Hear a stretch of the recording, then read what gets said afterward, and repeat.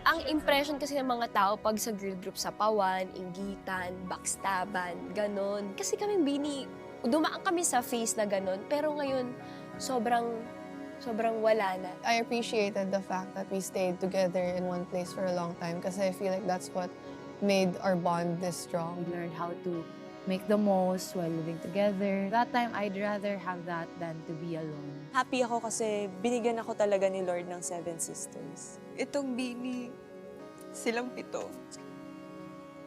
Ito yung highlight ng buhay ko. Na kapag tumanda na ako, isa to sa mga kwento na ikikwento ko sa lahat. Ganun.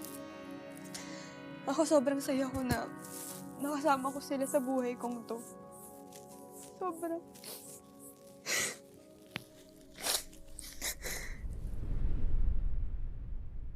Kahit tanungin niyo ako, wala akong best friend eh. Kasi wala, nag-struggle talaga ako sa ganung bagay before, which is sobrang swerte ko na nandyan yung girls na parang alam kong anytime may maano ko masasandalan. Ano talaga, constant sila sa akin.